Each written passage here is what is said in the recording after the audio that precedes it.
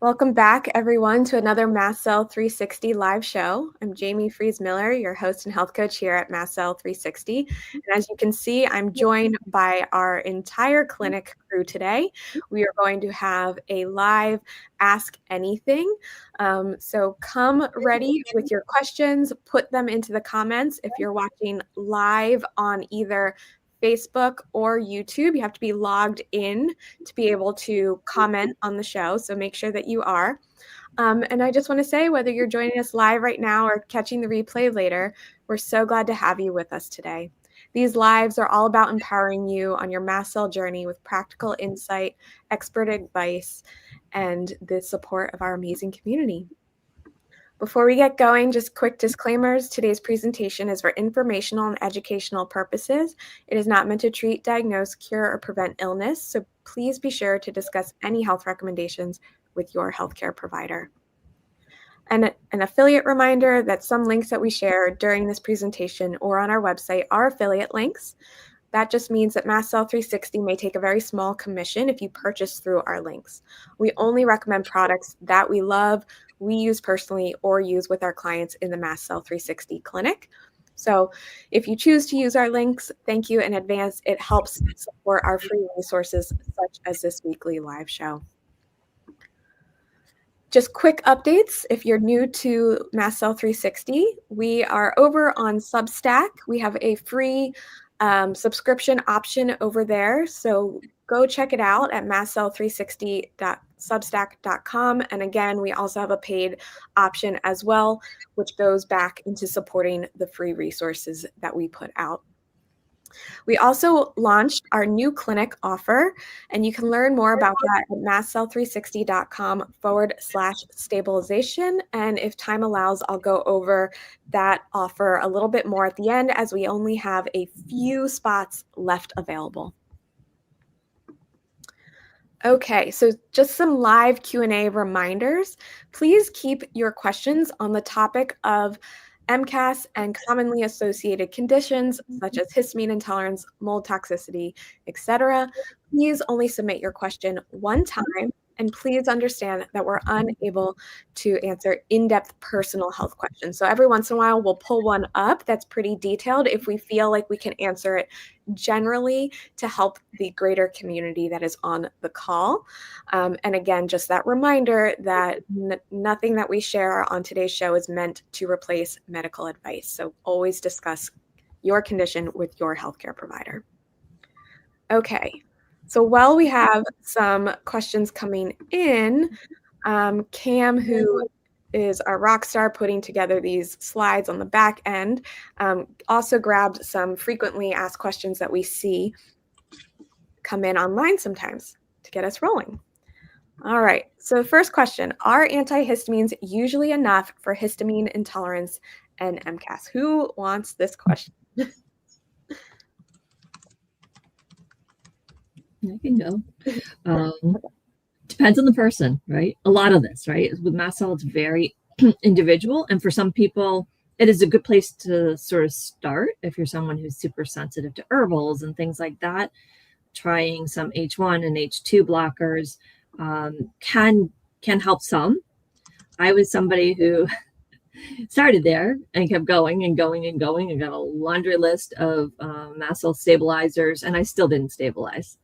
So my immune system and nervous system were so much louder about what was going on and the alarm going off than we were able to kind of quiet, right? So it depends on the person and where you are, but it's a great place to start, right? Because it's over the counter, things like that. Some people do better with compounded if you're sensitive to fillers and things like that. But it's not a bad place to start. And I know if you're trying to get a script, sometimes they make you start with the H1 and H2 before they'll, say, hey, let's go with a mast cell stabilizing med. And I think this is a great question too, because a lot of general advice when you suspect MCAS, at least in my case, was like, go home, do a low histamine diet and try an antihistamine. And if that works, then yeah, you probably have MCAS. Like that's what I was told. And I think it's way more complicated than that. But, being who I was like, oh no, I got to get to the root. There's got to be more than this. I don't just want to take an H1 or like a blocker.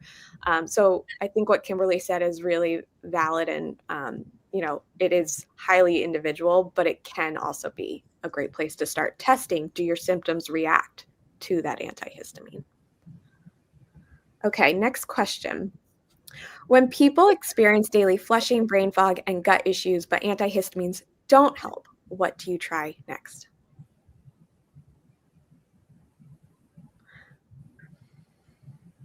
Cam. I can speak. I'm going to assign people. Go ahead, Alex. I'll take a stab at this.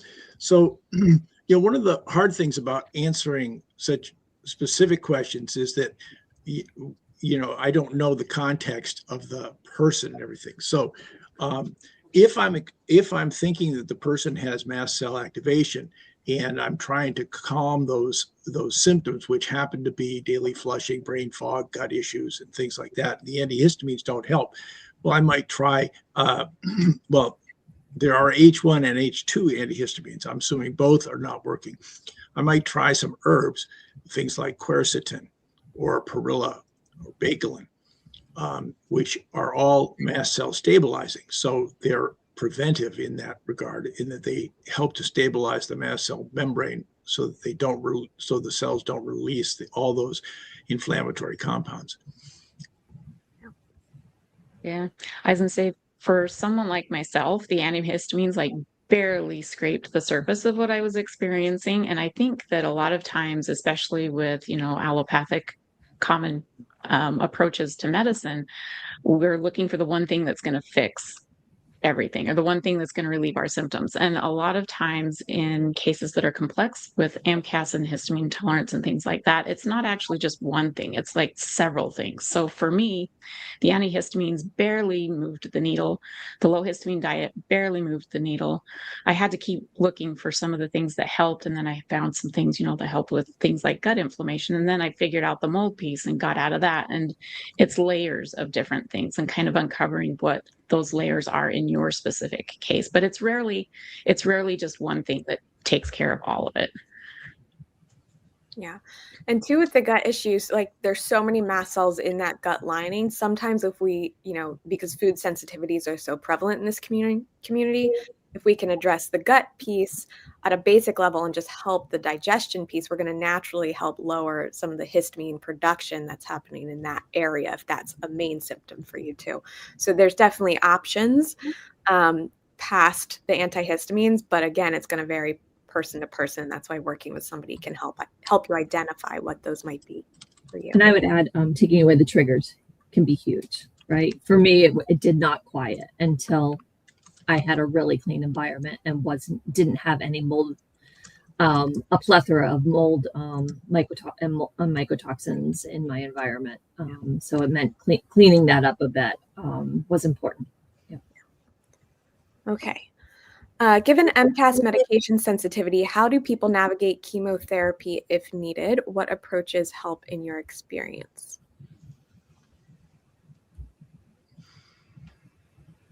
Usually we don't take people who are actively doing chemotherapy, because the whole point of chemotherapy is oxidation to kill the cancer. And we are trying to reduce inflammation and do antioxidants. So generally, somebody who's the cancer obviously takes precedence, is the acute issue, and need to work with your physicians on that. And we don't work with people who are actively in cancer treatment in the clinic. Yeah.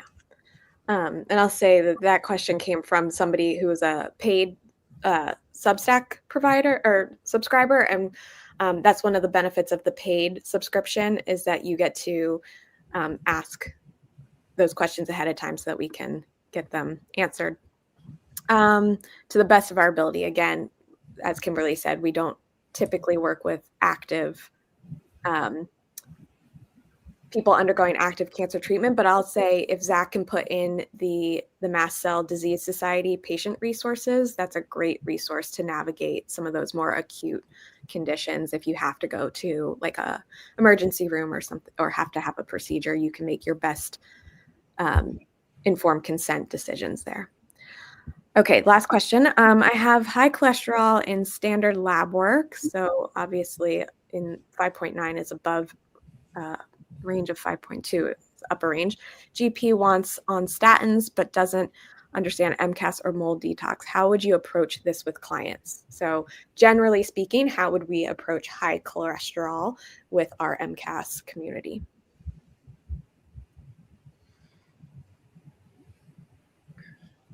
I typically don't. I don't think that, well, the cholesterol issue is a long-term issue.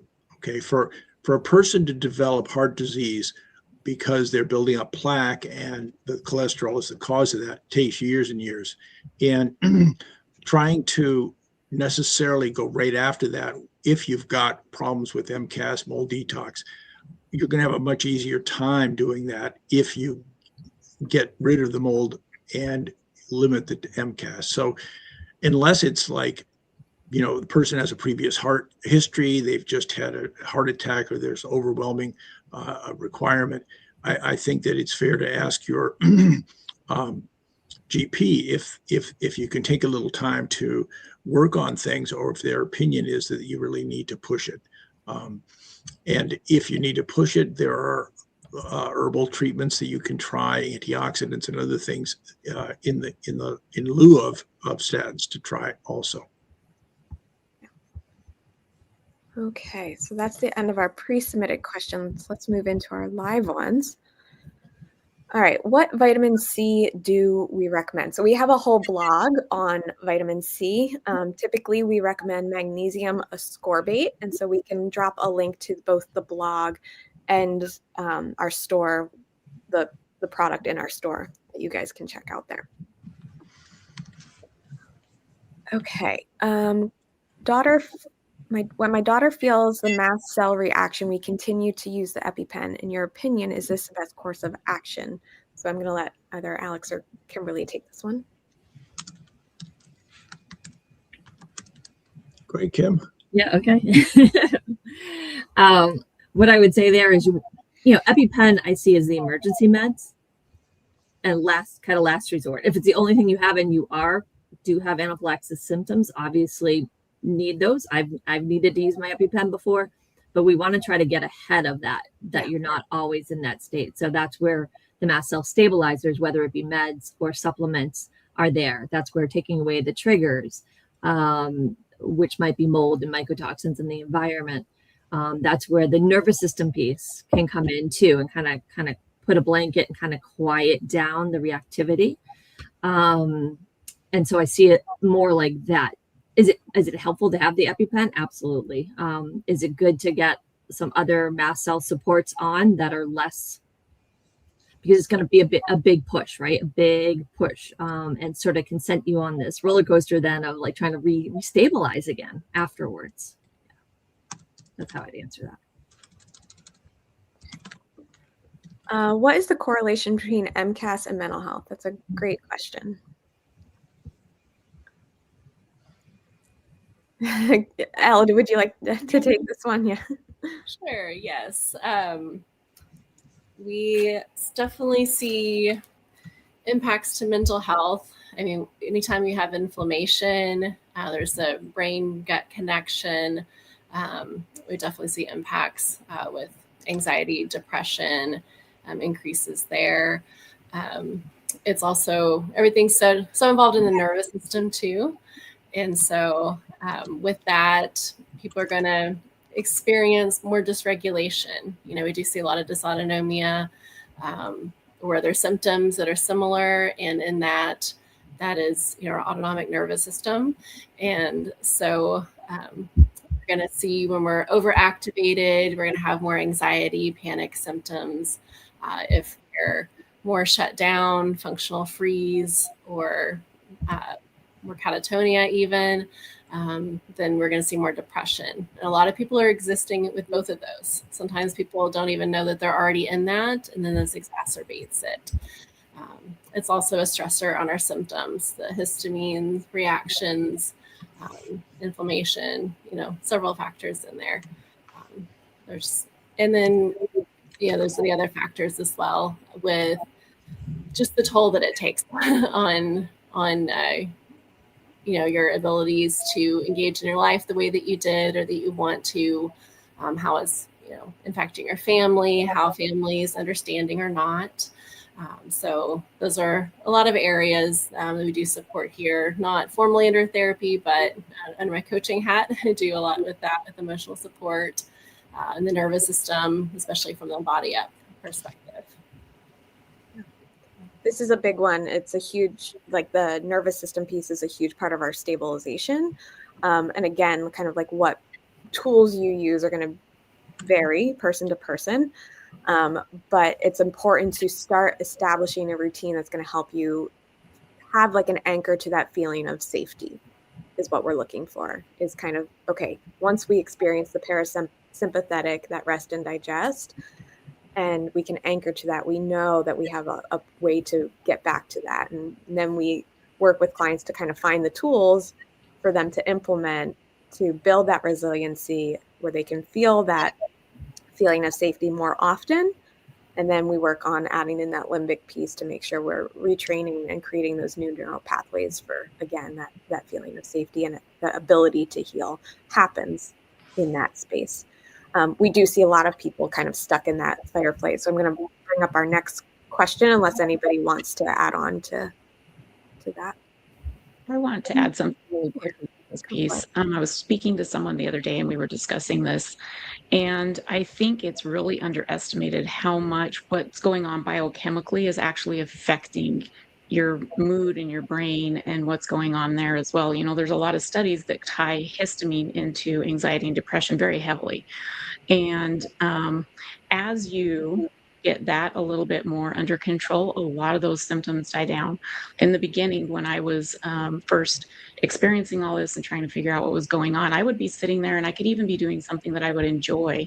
And there was just this like sudden sense of doom. And if you look at anaphylaxis, there's a sudden sense of doom is one of the signs of anaphylaxis. And it's that release of all those biochemical mediators affecting your body and your body being like, oh, hey, there's something wrong. We need to do something about that.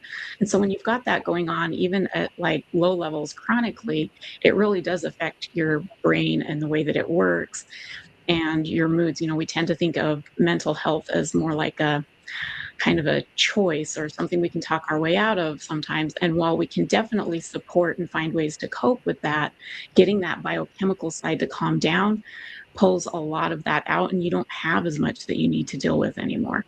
I don't get those feelings of doom anymore. Yeah, it's a great point. So the next question kind of ties into this.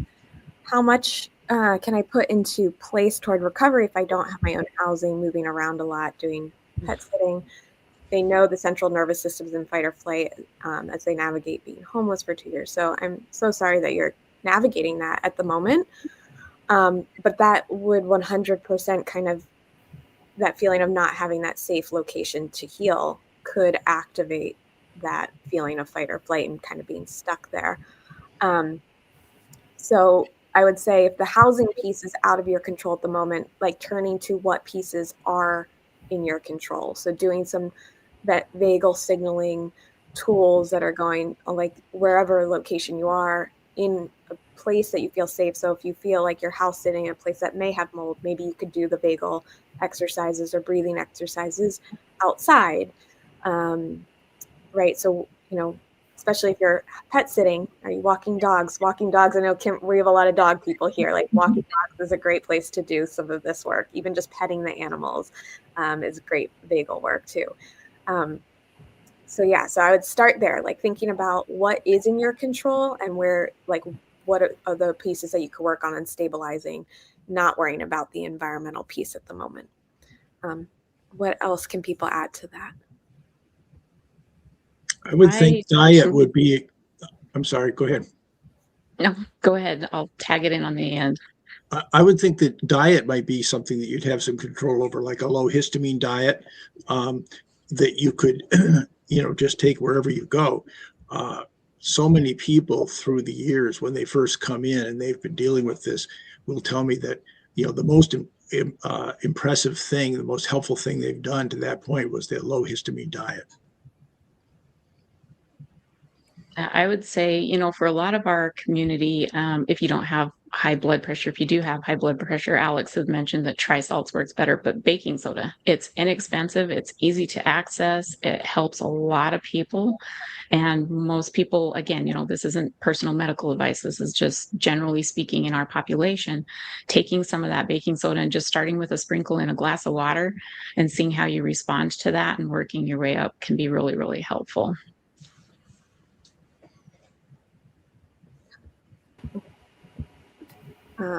Great. Next question. Oh, where did that one come from?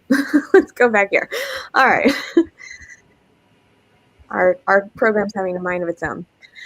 Next question. Does histamine intolerance only happen if you have MCAS, or can it stand alone? Can somebody take this while I go remove that banner? Yeah.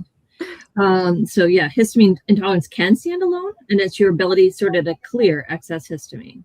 It kind of gets backed up, right? It sometimes can be a DAO component, but it could also be a little bit of methylation issue or sulfation issue with the liver.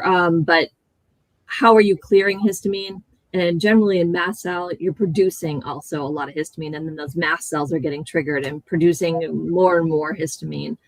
So it's not just a clearance issue, it's also that there's a lot of reactivity going on that's producing excess histamine as well.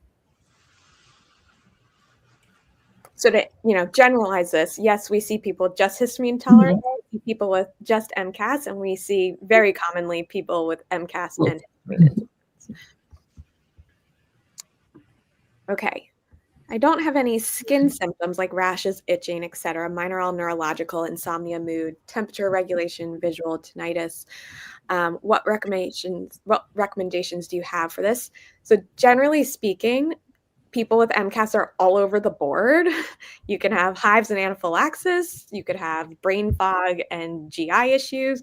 And you can have anything anywhere in between, or all of it. And so we typically are classifying MCAS kind of if you're exhibiting symptoms in more than one system of the body, so neurological and respiratory, or neurological and digestive. So if you have symptoms in kind of two of those systems, then it can definitely be MCAS. We have a great symptom survey if you're kind of questioning, do I even have this if I don't have the itching and the rashes? But similar things, just kind of understanding your individual triggers is going to be the top priority, I would say, to understanding how do you reduce those reactions? How do you reduce the insomnia? If you can find the triggers to it, whether it's environmental mold, stress, high histamine foods, right? You're going to want to kind of uncover those while you're working on the other stabilization pieces, like we've mentioned. We did an overview of our Mast Cell 360 method last week, so that replay is really fresh and available, and you could kind of go over like, okay, what should I work on in stabilization? Really, it includes, I'll just go over the 4 pillars real quick: nervous system reboot, mast cell stabilizers. So you could try something like Alex had mentioned at the beginning of today's call, like quercetin or perilla seed extract, or those over-the-counter antihistamines, or even a DAO supplement can help with like insomnia, and if you're waking up in the middle of the night, opening up those detox pathways. And again, that 4th pillar is removing triggers. So working on those pieces, regardless of what your individual symptoms are, is going to be the best thing to kind of figure out how to reduce that reactivity. Anyone want to add to that? I would just say I feel like the nervous system sometimes is just trying to tell us something, and it's kind of like it's going off, and that's some of the early warning signs. It's just very intuitive to what's going on. I think getting curious about your timeline. What changed when these symptoms came up, or what shifted? Did something shift in your environment? Did something shift in your diet? Did something shift in a major life stressor or something like that? That might tell you sort of the low-hanging fruit of where to kind of on those pillars go next. And a lot of And that's a good point that a lot of those symptoms are kind of connected to the autonomic nervous system. So yeah. Okay. Next question. I've recently started drinking dandelion root tea and have found it to be beneficial. Is it okay to drink it daily long term?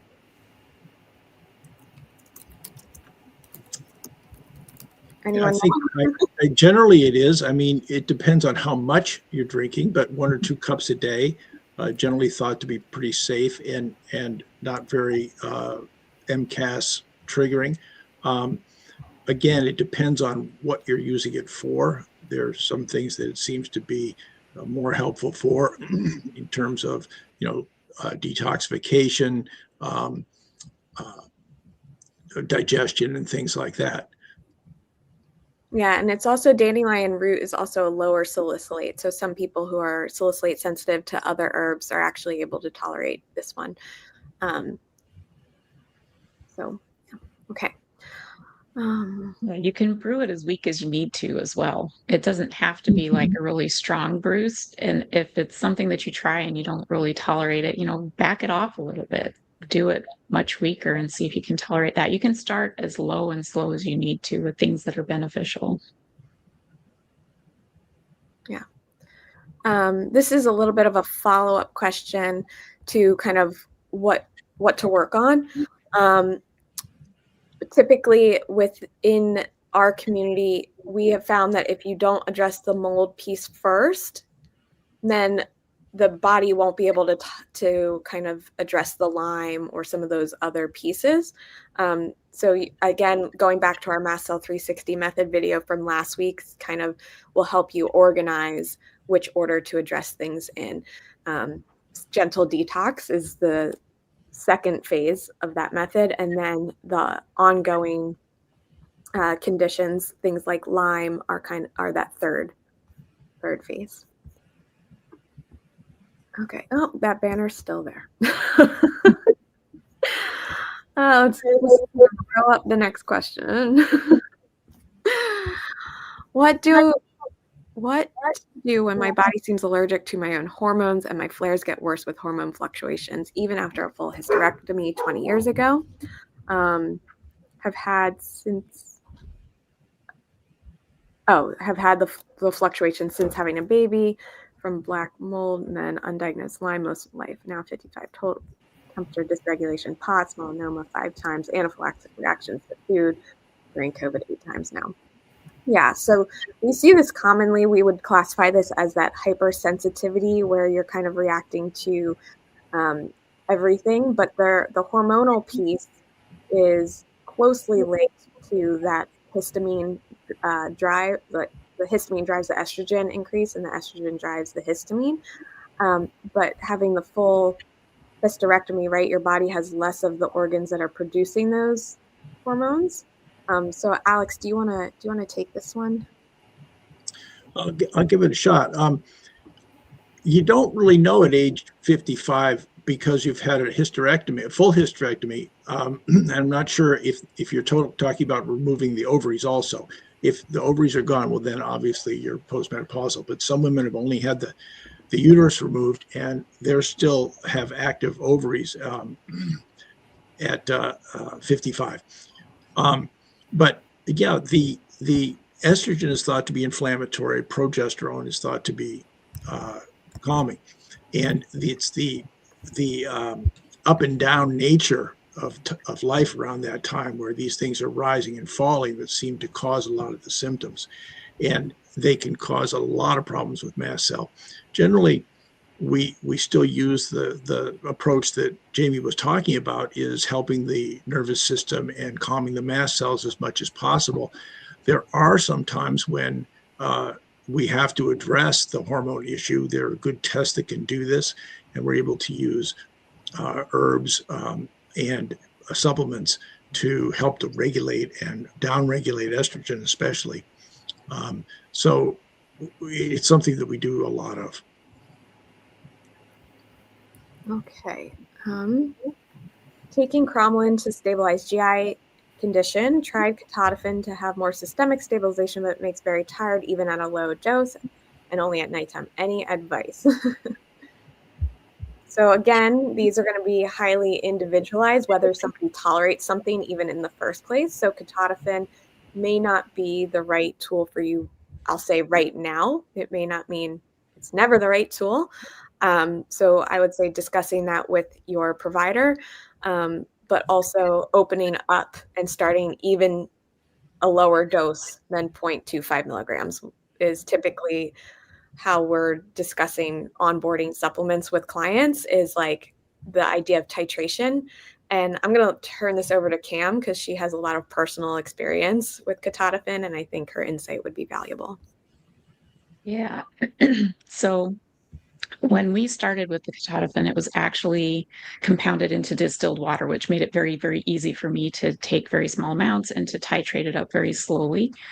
We started it at night because it does make some people tired. And generally speaking, with Ketotifen, if you start taking it at night at a low dose, I actually started with 0.05 milligrams. It was compounded to a point where I took one drop, I put that in my water, drank my water, and that 0.05 milligrams was where I started. So starting that at night and then basically waiting until I was tolerating that really well, and before I titrated it up. And the way that I titrated it up was 0.05 milligrams at night and then 0.05 milligrams in the morning. And, I have a lifelong history of over-the-counter antihistamines kind of putting me on my back. I was tired. They would make me really, really sleepy. And doing that with the Ketotifen allowed me to titrate it up in a way that I tolerated really, really well. Now, that said, my husband, who is not mold sick, can take 0.25 milligrams and he's out for 18 hours. So some people just aren't going to tolerate it. He's a much bigger guy than I am too. So some people just aren't going to tolerate it. That's that individual piece. And if you try it and it's still making you tired and still making you tired and still making you tired, then maybe it's time to look for something else. But if you start it really nice and low and slow at a point where it's not knocking you out and it's not making you super tired, and giving your body a chance to adjust to that, and then working up a little slower, might be kind of helpful for you. Next question. Michelle's asking, how important is the nervous system regulation and switching from a victim mindset to an empowered one? It's very, very important. It's at the top of our stabilization for a reason. Elle, do you have anything you want to share for Michelle here? Yes, absolutely. There's, of course, the importance of safety and building trust with this process, with recovery, and within that, our mindset, our energy, all these things are major factors. And so really our thoughts direct a lot of where our energy goes, how our connection with our body goes, where our energy goes with our intention and action even. And so if we truly, basically, if we can, it's important to hold space too. I'll say that too, right? We can validate how hard all these things are. And then also understand that we have to, truly be committed to getting better, because it can be a roller coaster. It can be challenging. We can try all of these things and then need to try more. And so whenever we can actually be on this journey even of our experience with ourselves in recovery, getting beyond that victim mode, things like that, then that really helps us with our momentum. It helps us really be able to come back, even as we have setbacks, to stay on track. Okay.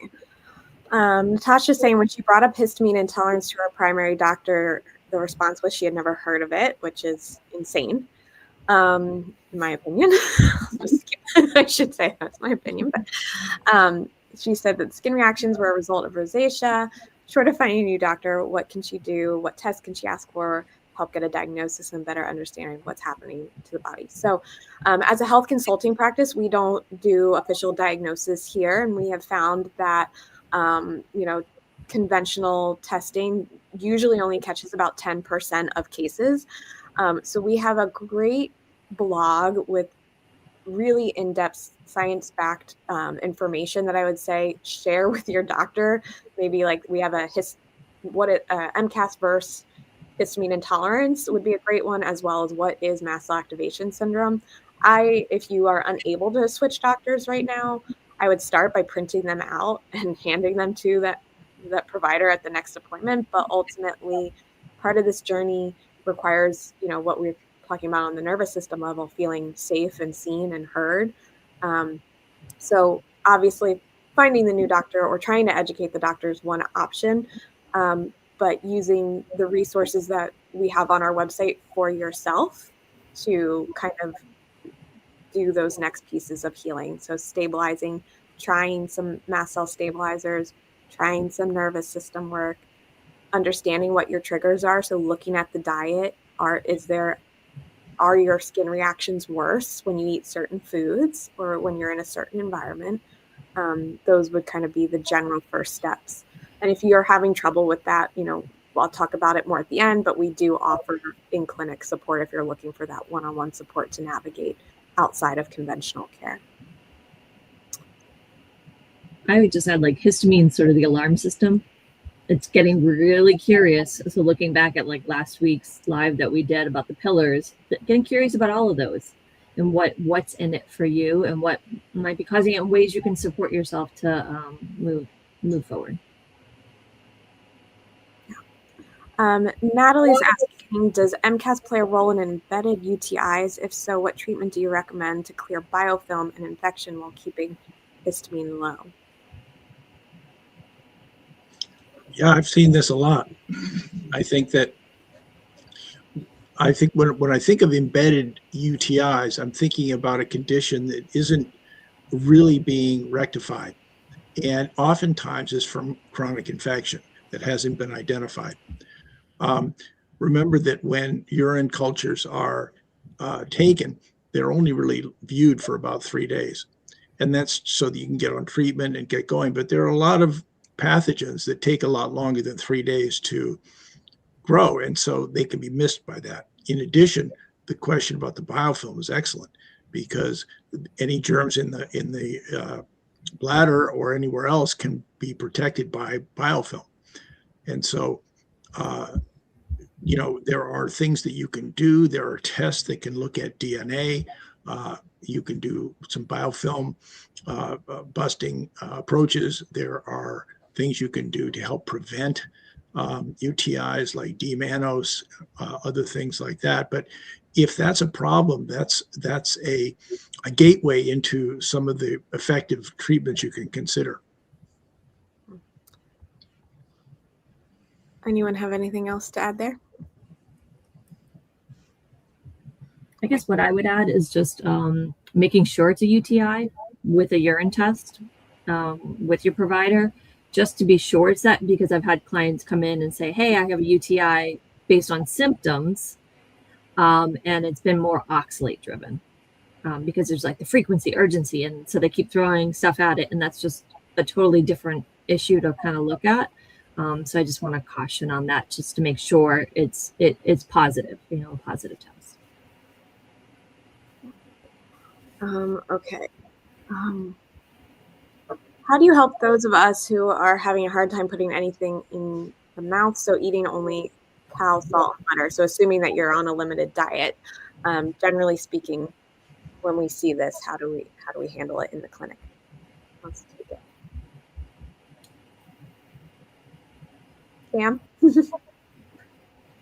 Yeah, so I was in those shoes, and very early on, I could literally put like a slice of carrot in my mouth, and I could feel, starting with my tongue and my throat and everything, I could feel my body reacting. So really what you need to do is find out what's triggering those reactions, and you need to start looking for the supports that are going to help you calm those reactions. And this is literally what we talk about all the time. So it's very individual.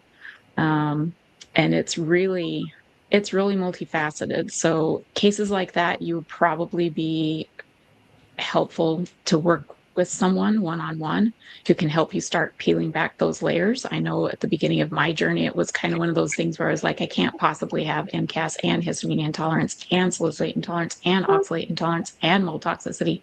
But when you really get to this point, Kimberly and I were talking about this the other day, it's a collapse of a system that's been under a lot of different stressors for a while. And then there's usually one thing that kind of throws it over. And in our community, a lot of times that's mold. Sometimes it's, a vaccine or a virus or whatever it is that throws you over pregnancy. It's not that that's the thing that did the entire or that created the entire problem. There were things back there already brewing, and this is just kind of what put your body beyond its ability to cope and its ability to be resilient. So you really need to start looking at it as kind of like a whole body thing and approaching it as a whole body thing. But initially, just finding some of those triggers and finding some things that are going to help support you so that you can eat, because you need to eat.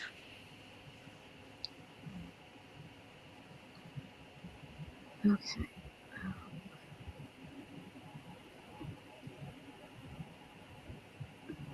Is there any correlation between prolonged antidepressants, so SSRIs withdrawal, and the development of MCAS histamine intolerance?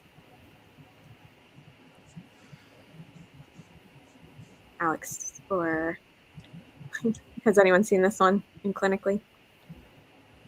I can't honestly say that I've seen that specific type of thing, but I've seen a number of people who are like trying to withdraw from their SSRIs or NRIs when they come in. And yes, the withdrawal and the turmoil that causes in the system, the stress that it puts the system under, can definitely make things worse. And, I could see where it could be a trigger. The longer we do this, the more that we almost see that there's an endless number of triggers that can do what Kimberly just talked about, is like being the straw that breaks the camel's back. And you're kind of like a rain barrel of insults filling up. And then all of a sudden it might just be right at the tip, and one more drop is going to make it overflow. And once it overflows, then you have to figure out what are the big things in there that are causing it to continue. Yeah. I was just going to say, I have heard that SSRIs can be a little bit mast cell stabilizing, and I'm wondering if sort of as you're taking it away, it's making things come to the surface and making it more apparent for you. So it's not that it was the root cause. It might be more like you're taking off a level of support and it's making you aware of the issue. That's what I was about to say, was that like before tapering off, could you discuss with your provider like onboarding some additional mast cell supports? And then similarly to how we titrate up, like thinking about how you're tapering down, and is it in a mast cell friendly way, like going very like way slower than any provider might actually recommend. Okay.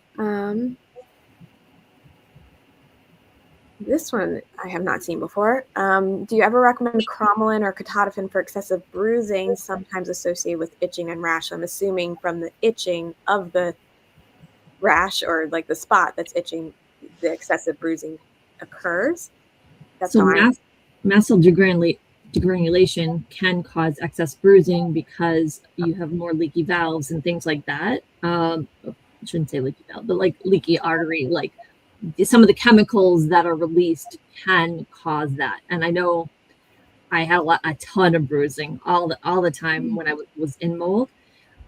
So it sounds like, yes, that like Cromolyn Ketotifen as a mast cell stabilizer could help that, right? If the mast cells get a little more stable, you might have less of those releases of those chemicals that are causing that.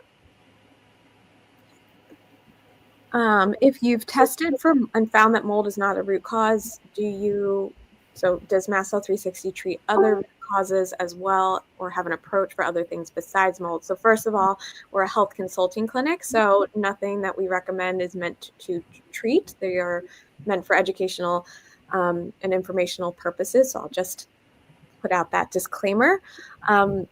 We have found mold to be the root cause in 98% of our clients. So at first I would question, how did you test that you didn't have mold? And sometimes when we see a negative mold test, if it was a urinary mycotoxin test, we'll address whether or not is your body actually able to even excrete that mold, or is it in complete cell danger response and unable to let go of the mold. So a few things to just be curious about and think about. But does anyone have anything to add there? I have seen some other people who've had like gases in their home, cause some of that same kind of reactivity like to a toxin. So yeah, that's the other thing I've seen. But there was mold also there underneath it, and they were not detoxing well at the time, and then detoxing better later. So yeah, it might be the test you run, like Jamie said, or the fact that you're not detoxing. The one we use is one of the more sensitive ones that's going to catch it. But even we sometimes have people who just aren't detoxing well. And they can have multiple factors also. And so again, sometimes it depends like where your nervous system was to begin, or viruses, other different toxins, things like that. Even medications, pharmaceuticals, things like that can get your nervous system to a certain point exacerbated. But again, when we do support the nervous system, we're able to help kind of a catch-all as well. Yeah, I think that, we know that other things can trigger mast cells. We know that infection can do it. We know that allergies can do it. We know that drugs can do it. Cancer can do it. And even the nervous system. I did have one person who came in with so many diagnoses, and they included mold and Lyme and depression and anxiety, digestive issues, all these different things. And we started working. She was making very limited progress. I suggested DNRS. This was 15 years ago or so. She took to that and said, well, I'd like to just try this. And she came in initially on all her visits with a wheelchair. So I didn't see her for about 6 months, and she comes waltzing in one day, kind of like, just happy as can be, spending her weekends partying in New York City and doing anything she wants. And the only thing she did was DNRS. Now, that's the only case I've seen like that. And I think that because of what we do, we're going to be biased toward mold. But I've had people who had mold and Lyme disease. We were able to get the mold toxins out, and we had to treat the Lyme disease. Who's to say what the major trigger was in there? And so we do consider other things. Yeah, and I would say that it's rarely one thing. Like it's generally several things that are adding to that bucket, and stabilizing is the same no matter what that bucket is. Like your starting point is often just taking some of that pressure off so that your body can calm down, so that we can really start looking at what are those things that are contributing. Yeah, and I'm going to go back again that it's oftentimes the mold is so important because it suppresses the immune system. And so some of these other causes like infections, very hard to treat if you've got a suppressed mold. In my daughter's case, when she got really sick and was bedbound, we diagnosed Lyme and Babesia and Bartonella. She made no progress. So tested her for mold. It was sky high. All we did was take the mold out. And by that point, her immune system was strong enough. We never had to treat the Lyme. She'd had it all along. We just didn't know it. And it was suppressed adequately after treatment with the mold. Okay.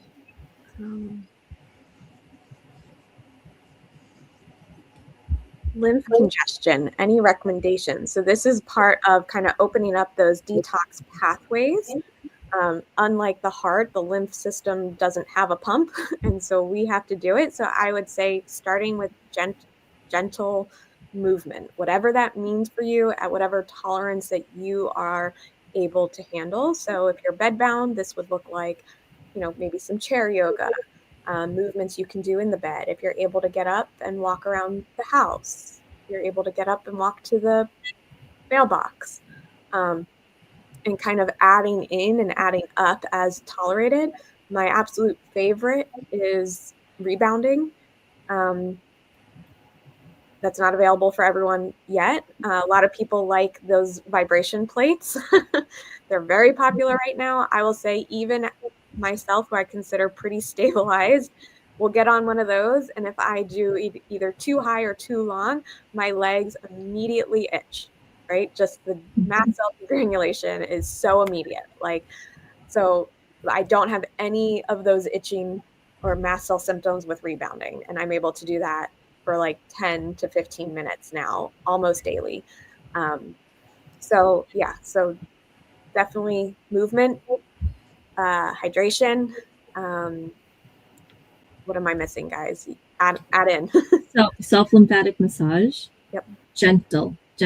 I've seen clients overdo this and then be like, oh, I'm reacting, because they push so much out of the cell or through the system that their body was able to handle. So self-lymphatic massage, really gently done on the big 7 area, 7 areas that you touch. And there's so much on YouTube that you can follow along to figure that out. But going gently. Yeah, pressure wise, I like to tell clients when we're prepping for like a mycotoxin test, and that's all that they can do to provoke, like the pressure of holding a nickel to your skin. You don't have to press the nickel into your skin, just like the light pressure of holding the nickel against your skin would be all that you need pressure wise. And I wouldn't recommend going to a practitioner, because they're going to base it on you being someone who's really stable. I think I even wouldn't go, I think it would just be too much, right? Pressure, pushing, amount of time. So starting doing that yourself is a great plan, along with what Jamie mentioned with movement and hydration and things like that. Yeah. And I actually had to get the support that one of the main things I do is to help with the brain-body connection. And because that's a big part of our organ function, our lymphatic system. So the stronger connection we have there, the more automatic functions we have, the more our nervous system's regulated and going to function better. And we're able to move more, actually. And so it helps with becoming more accessible, to actually build in that process to be more automatic. And then also, it's a good way to help you kind of tell, where is my tolerance? So we're supporting through that. We're grounding through that, regulating, bringing it back down when needed. And just, overall accessible, including in bed and other things like that if needed. I think this is a great question. What does MCAS look like typically in kids? It's going to look different person to person. So specifically, my son, I never even officially got an MCAS diagnosis, but very sure that I have it. Looking at my son, he immediately flushes when I know his mast cells are degranulating, and I don't actually have flushing. So even though he's half of me genetically, his symptoms are different. So I would go to maybe our symptom survey and kind of familiarize yourself with what it looks like in those different systems of the body, and then just pay attention to what's going on for your kid. Kids are extremely difficult if they're very young. So we only work with clients ages 3 and up. So if your child's over 3 and you're kind of suspicious of this, we can maybe do a strategy session to discuss. But yeah, looking at what their individual symptoms are. And then on the nervous system piece, recognizing that children co-regulate with adults. So typically when we have a child as a client in the clinic, on the nervous system piece, we're educating the parent on doing nervous system work so the child can co-regulate. So then working with your pediatrician to understand dosing on some of the mast cell supports, if that's like kind of the next route. But I would say if your kid is not a picky eater, working to modify diet to a low histamine diet, especially when you know that they're more reactive. My child wants cheese all the time. Cheese does not agree with his body. So if I know he's more inflamed, I limit the cheese. I limit the beef sticks that he wants, but I also understand having a 6-year-old and what he will eat is also important. So I feel for you. But yeah, there's definitely things that I would say work on your nervous system so that you can be a present parent for them, and then familiarize yourself with your child's symptoms and patterns. All right, we're kind of at the end of time. Are there any questions that you guys really want to? Can I add to that last thing? Just that I think with kids, in a lot of cases, what you'll see that's so different from adults is that you'll see behavioral disturbances that are just sudden onset, or that where they didn't have it and then they develop it.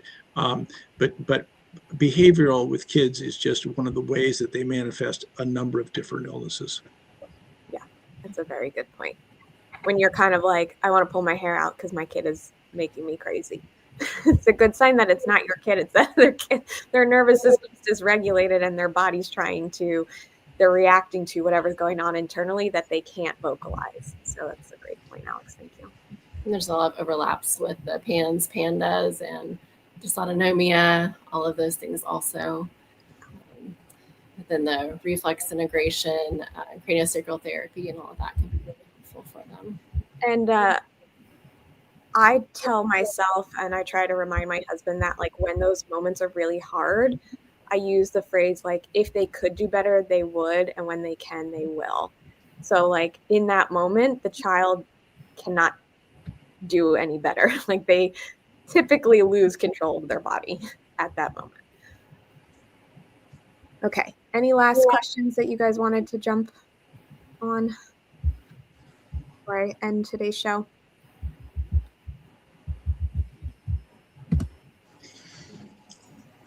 I just like to usually say at the end of these shows is that, I mean, I can see from the people that signed in and asked questions and stuff that there's a huge range of people's functionality, where they are with the illnesses, and frustration at times. And just to say that I see people get better, and that, you know, keeping your hope, keep looking. If you're not happy, find some other advice, but just keep searching and be willing to try things and evaluate. I thought Cody's question about how would one detox mold if the body's struggling to detox mold was a good question. We were looking for one more. Okay. I can't find it, so go ahead and answer. Yeah. So yeah, the question was, how would one detox mold if the body is struggling to detox mold? So, you know, that's looking at many different levels there, right? Going back to the pillars that we talked about last week's Facebook Live. But how would you detox mold the body struggling? So that's looking at all those pillars. So like nervous system can be part of it. I have seen like the nervous system calming be 10x, helping people detox mold. It is also like in clinic, I like to run organic acids testing to see if you're well resourced or where the block-up is. I like to look at phase 3 detox, like, which is just elimination. Is that happening for you? If it's not, that's going to back up all the way up. So yeah, just trying to see where the block or the bottleneck is. And we do that in clinic, but you can also start with all those foundational pieces. Okay, you guys had some really great questions today. I'm sorry we couldn't get to all of them timing wise.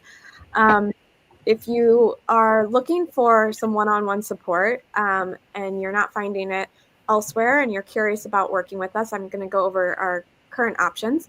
We have 2 tiers of support. So our foundational strategy sessions would be with either Cam or myself. Those are like a one-time 50 to 60-minute call where we go over your individual health history and kind of what are the struggles that you're experiencing right now. It's a great starting point for somebody who maybe is new to all this or has kind of plateaued and doesn't know what their next immediate steps are. And then we have our advanced track, which is a combination of health coaching support as well as lead practitioner support with Kimberly and Alex. This is really big picture, looking at and putting together an individualized protocol for you. Along those lines, we just launched our new Mast Cell Stabilization program.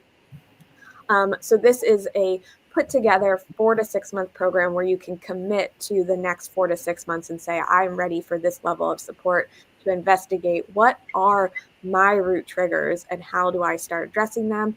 And people are going to be on various in various places of their stabilization. You could be brand new and have never tried stabilization before, or you could be like through some of stabilization and feel like you're ready for that next phase. And we'll evaluate that at your first appointment with us. And then Elle is offering both emotional support as well as the Safe and Sound. She's a practitioner in the Safe and Sound protocol, as well as somatic neurosensory exercises, kind of like she was describing that body up approach. You don't have to be a client in the clinic to do a session with Elle, but you can learn more about all of these offers at mastcell360.com/clinic. I will just say the MCAS stabilization program is $4,500. We do have payment plan available at checkout. So if you are interested, you can learn more about that specifically at mastcell360.com/stabilization.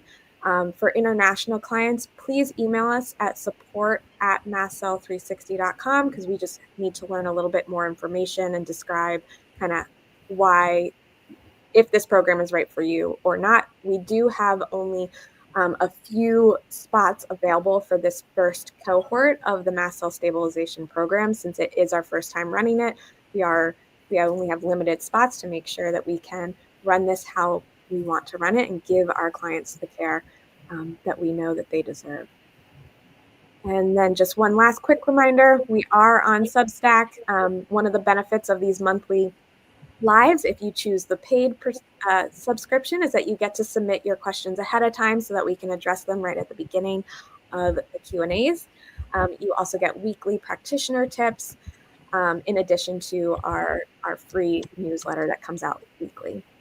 Also, if you become an MCAS founding member, you get a 10% discount on supplement courses and strategy sessions. Okay, it was so great to be with everyone this week. Does anyone on the panel have any final parting words? I know Alex already shared some beautiful advice. I would just say there's no one way forward. It's just taking your next step, right? For what applies for you, what you feel ready to do, and how can you do it in a small, titrated way. Yeah. I would really encourage people to just kind of, like Kimberly was saying, excuse me, pull back and look at it as a whole picture instead of trying to find that one thing that's going to be the absolute thing that switches everything around. Because, we do see that happen occasionally, but it's a rare exception to the rule rather than the rule. And doing all those little things can definitely start putting you on that path forward. Yes. I would add with mast cell activation, you have both, like that mold piece that we talk about that's just very common, that if you haven't looked at that, I would look at that, looking at your body and the environment. And then the other piece is that nervous system piece, which is at least 50% of mast cell, if not more. For some people, it's 90%. So if you feel more ready starting there, but just get started is what I would do, and do it in a small way that feels good for you. Yeah, I was going to touch on that actually. Yeah. And mentioning that is a big part, because as you build that safety, that safe enough idea and experience, it does help you to start being able to try more things, feeling more confident, kind of narrowing if you need to what you're working on. And just really be able to focus on your journey. I just want to share this one comment. Thank you. This brings me hope. And that is one of our missions with these weekly lives. So thank you for sharing that with us. All right, everyone. And another one. You guys are great. We love having you on with us weekly. All right. We will see you next week. Bye, everyone. Bye.